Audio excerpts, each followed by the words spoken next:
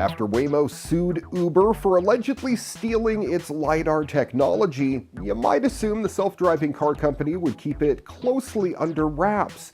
Instead, Waymo's showing off exactly how it all works as part of an announcement celebrating the company hitting 5 million miles of test-driving automated cars in real traffic across 25 U.S. cities.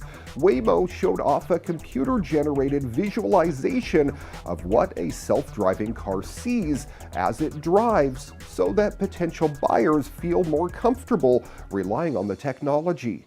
The video shows a glamorized version of X-View, data collected from Waymo cars, LiDAR, radar, and camera feeds and aggregated into a constantly updating map of nearby roads and objects. Waymo's proprietary LiDAR system uses millions of lasers to build a 360-degree map around a car that spans up to 300 yards, detecting potential hazards and traffic guides. So it makes sense to show off how the technology works. Waymo and Google Creative Lab made a 360-degree video when Waymo's lasers and cameras detect something significant nearby, like, say, a traffic light or cyclist. Waymo's AI highlights that object in the car's vision to, let's say, emphasize the importance of it. And so long as something is in the car's path, that person's or vehicle's speed, projected direction, and minimum safe distance are all tracked and constantly updated. In another video, Waymo shows how cars instantly try to characterize things around them to predict behaviors. Cyclists are tracked more closely by cameras to look for arm signals, for example. And when near train tracks, cars are programmed to see a projected stop sign in front of the tracks until there's a clear path forward.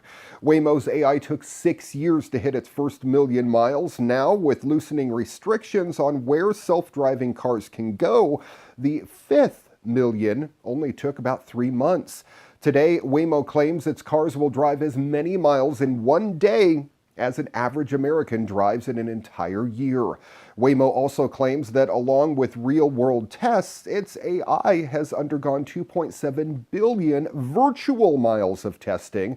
The company's hope is that as the miles rack up and the AI improves, accidents will continue to decrease, and people will feel safer trusting their lives to their cars. This public demo of X-View also highlights the importance of cybersecurity on self-driving cars in general.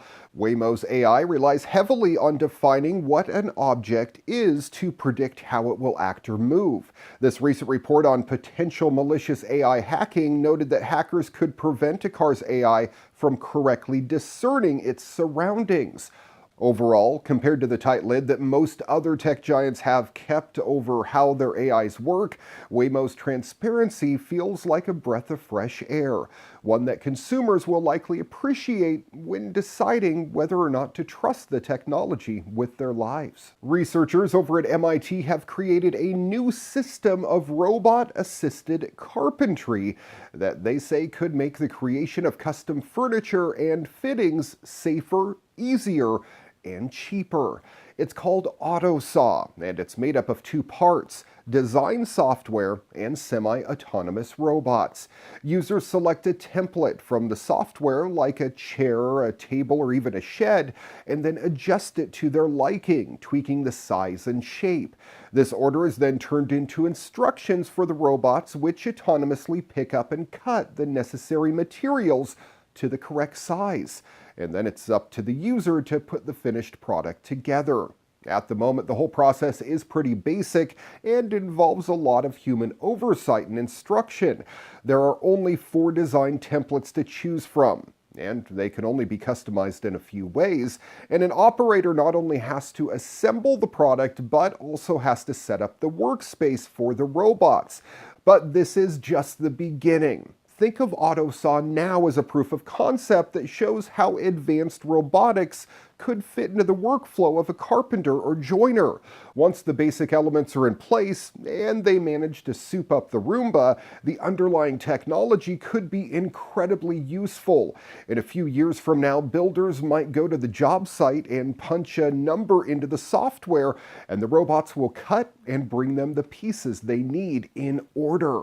Robot carpentry assistants would allow workers to concentrate on the really demanding work. By creating these little tools, MIT doesn't want to replace carpenters. They want to improve safety and augment their skill set. AutoSaw draws on a number of earlier projects, including IKEABot, which used robots to assemble flat-pack furniture, and Instacad software spearheaded by an MIT PhD student, which makes it easier to tweak designs by automatically calculating things like internal stress and resistance. This means that if you modify a table to make it the right size for a customer, the software will let you know if it's structurally sound. Pretty ingenious. These products are all about exploring what technology can do to make working with wood easier and much more productive. And the business model for robot-assisted carpentry is pretty attractive too. Hopefully it wouldn't put carpenters out of a job, but instead could make their work easier and cheaper, allowing more people to buy their product. As an example of how robots could change the world of work, it's a nice halfway point between zero automation and manufacturing that doesn't need humans at all. And it's potentially safer, as robots would do the dangerous job of sawing the wood. The number of people who get injured during work of this kind is staggering, though that doesn't mean robot carpentry is safe for everyone to take up just yet. Given time, this could make the world of carpentry quicker and much more profitable.